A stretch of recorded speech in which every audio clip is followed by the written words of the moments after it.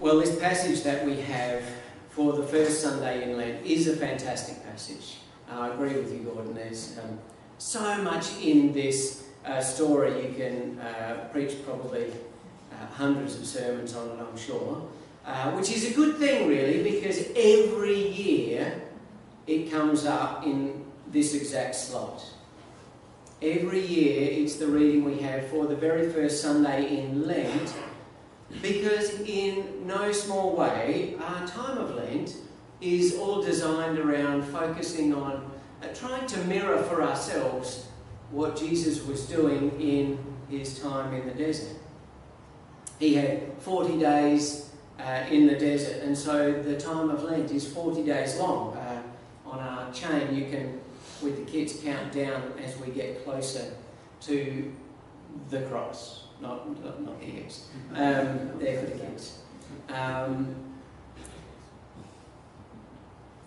And you'll notice too, just for all those people who've decided they're going to give something up for Lent, I'm going to give up chocolate, and my littlest one, Solomon, is giving up, he's decided he's going to give up artificial colours and flavours and things like that, so which is making his lunchbox a little bit more difficult, but it's a good thing. He's decided right, and he's been really good, so that basically means he's given up lollies and chocolate and stuff like that. But you'll note something odd about these. The Sundays are all white, aren't they? And why are they white? Do we know? I had to explain. Well, I didn't have to, but because it's a foretaste of Resurrection Sunday. So in our 40 days of leading up to Lent, the Sundays don't count. The Sundays are a celebration day, not a fast day. So keep that in mind, that if you've given up, like me, you might have given up chocolate for Lent, go hard today. And otherwise you need to stock up for the whole week until next Sunday. But instead of eating chocolate during the week, or instead of having your morning coffee, you have your morning devotion instead. Or your afternoon chocolate snack, you're going to say a prayer and give thanks because you don't need those luxuries. You're fine with the simple things of prayer. And fasting is not that big a deal if all we're giving up is chocolate or artificial flavours or colours, or a coffee here or there, or alcohol, or whatever it might be you want to give up. You don't have to, but maybe by the end of the sermon you'll want to. Jesus goes from his baptism into the desert, and you'll note that when Gordon read the passage to us, we're told Jesus was led out into the desert. It's actually the same word that is used when Jesus casts demons out. It's a very strong word. He is literally thrown out from his baptism. He's thrown out into the desert. He's driven out, if you like. So something about the work of the Spirit in him, it's not just some gentle, I think I'll trundle over there, spend some time in prayer. He is driven into the desert.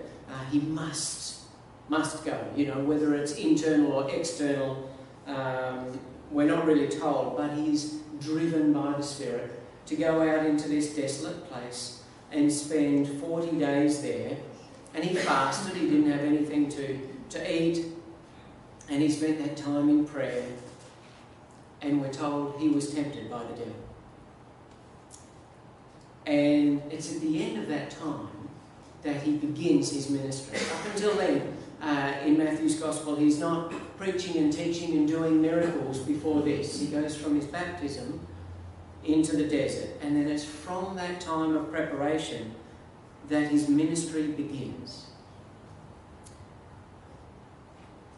And isn't it curious that Matthew introduces us to Jesus in this passage, not so much by the amazing things he does, but by what he refuses to do, by what he will say no to.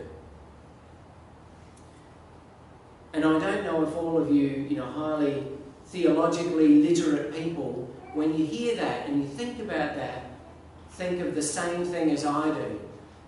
Peter's going to play us a short video, and it should bring back some memories for all you theologically literate people when you think of Jesus in the desert for 40 days. Wait for it. Now that's a good looking salmon. In its own way, yes. But it's not good enough for John West. They didn't reject it. They did. They're crazy. No. It's what you call a dog salmon. It turns out too dry and a bit grey looking. John West was right to reject it. He can't do that. John West rejected his hand, now he's going to sell it. Yeah. I don't know how he can live with himself. It's the fish John West reject that makes John West the best. Now that's a good looking salmon. That's In okay. its own Just the way, one yes. this is fine, It's Peter. not good enough for John. So if you did you not grow up with that head as... I know I did. And that's the first thing that came to mind when I looked at this passage. What? Well, Jesus rejecting temptation, I thought, it's the things that we reject that say something about us, isn't it? And maybe you hadn't thought about that. Maybe you're not so theologically literate as me. Oh. Or walked, might be the other thing. But it's true. The things that we reject actually say something quite strong about who we are and what we believe in. Just as in this passage, what Jesus is doing is rejecting these three types of temptation. And you could look at them in so many different ways. In Anne's prayer, I love the language that it summarised them. I think it was, he was attempted to be relevant, or to be fantastic, or to be powerful. It's a pretty good list. Could you relate to that? Are you tempted in life sometimes to be, relevant, maybe popular, or fantastic, to do great things, that you're, awesome at this, or, you love it when people say, wow, that is fantastic, or to be powerful? It's an interesting list. In and of themselves, the things that Jesus refuses don't seem so bad. Some bread, or something miraculous, or having some kind of power. They're not necessarily evil in and of themselves, but there's something in the way that Satan offers them, that they're all hinged on bowing down to him. Jesus rejects them flat out. And what he's telling us, in short, is that he does not need to be or want to chase popularity. He's not planning on doing his ministry to be popular. He's not planning on trying to be relevant at the cost of being true to what God had called him to do and be. He's not going to perform miracles just to make other people happy or go, wow, he's amazing, or look what he can do, for the sake of having everybody know his name and think he's great. That's not what Jesus came to do. And Satan offers him power over all the cities of the world. You could write sermons by the dozen, I'm sure, on why it is that Jesus' response is not, well, they're not yours to give. Because he doesn't say that to Satan. But rather he says, we worship God alone. Not you, not fame or fortune or anything else, not riches, not power, but I do what God calls me to do. And that's all. a certain historian has said that the early Christians weren't killed by the Roman government because they said Jesus is Lord. They didn't really care about the superstitions of this group or that group, or Jewish or whatever, a split off from it. They weren't fussed about that. But they did kill the early Christians because when they said Jesus is Lord, what they actually meant and what they lived out was Caesar is not Lord.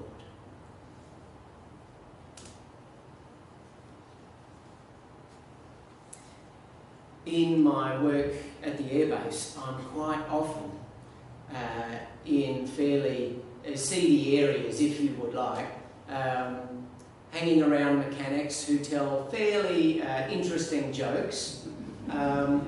They're not always respectful in their conversations or their humour to women or to people of other races or just about to anyone,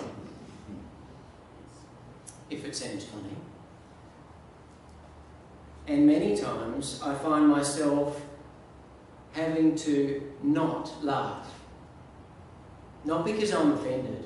I'm not offended by their standards. That's fine. I don't expect them to be different, particularly.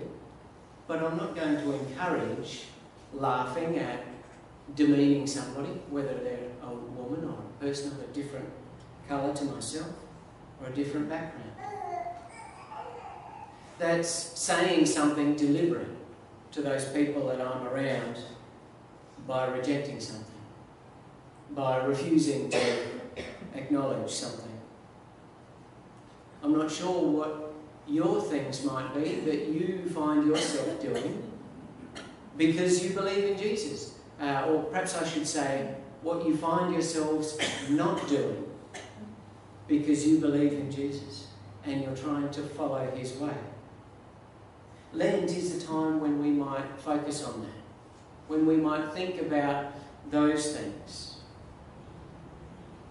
the things that we won't do because we know Jesus. I was going to give you a bit of a list, about believing that our country is the hope of the world. I'm not going to do that. I'm not going to believe or live like the accumulation of things is what life is all about. I'm going to refuse to acknowledge that a government, whether it's this party or that party, is going to bring me security or extend my life. And I refuse to live as if material well-being is some sure path to happiness.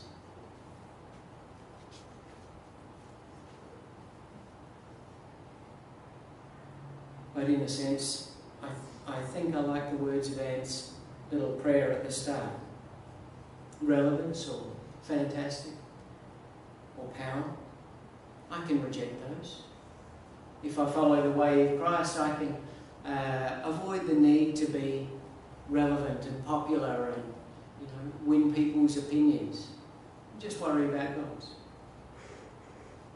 I could avoid the need to be fantastic in other people's eyes or do great things according to other people and win their praise or status or whatever it might be, and just worry about being praised for God, that my life would bring a smile to his face. Being powerful, I know the only power I have is in God working through me. But sometimes we forget. Sometimes we get distracted and chase after those things just briefly or momentarily.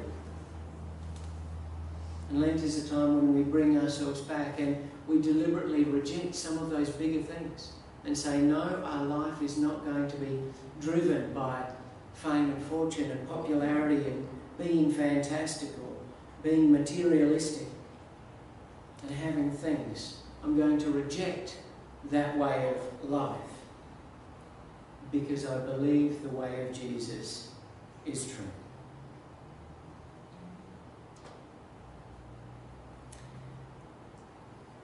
the idea of giving up something through Lent is not that you'd give up chocolate and lose a little bit of weight.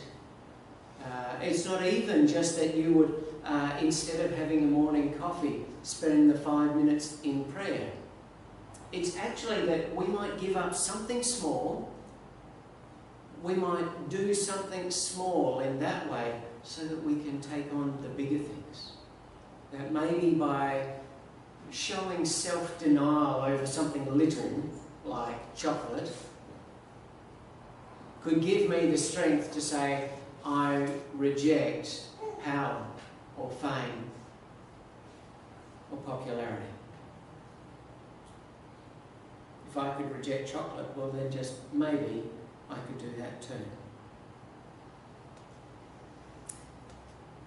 At the end of the service today, the kids are going to give you guys all a bag.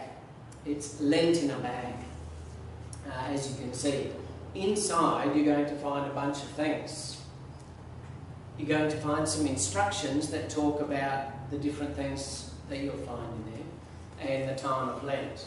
You'll find a bookmark because through Lent we might decide we're going to study some more. We're going to read the Word of God a little bit more. Maybe you pick up a daily devotional and you can read that. There's a little tea light. You might choose to light a candle and remember Jesus, the light of the world, with you through this time. There's a little stone in each bag that you might remember the desert, that you might remember that Jesus was tempted to turn stones into bread, and that you might be thinking through that time what you are rejecting because of Christ in your life.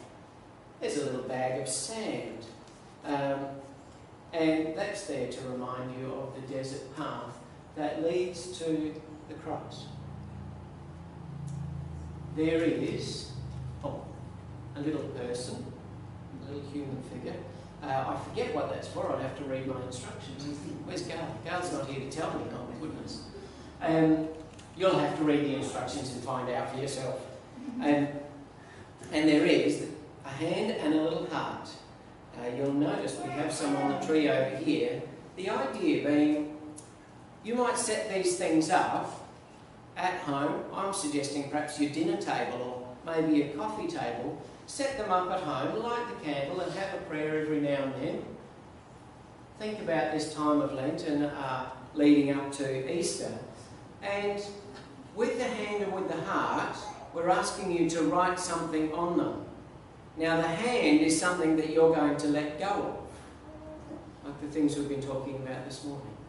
The heart is something that you're going to take on, something that you're going to work towards, something that you're going to accept, if you like, maybe believe or love or care. It might be a good work that you're going to do. Like the things on our chain here, it might be praying for someone or doing something for someone. It might be giving to someone. And so in these couple of weeks of Lent, what I'm going to ask is that you might write something on either the hand or the heart at different times and bring those in, and we're going to put them on this little dead tree that we have here. And hopefully by the end of Easter, our dead tree will start to look like it's come to life with our prayers and with our commitments to God. Let's pray. Loving Lord God, we give you this time of Lent, and we do pray that you would act in us, that you would give us strength and guidance, that you would work on our hearts and our minds, that we might draw closer to you and that we might draw on you for strength, for wisdom, for courage when we need it, for something of Christ to be born in us and to gain in strength, that we might reject those temptations that would lead us away from you,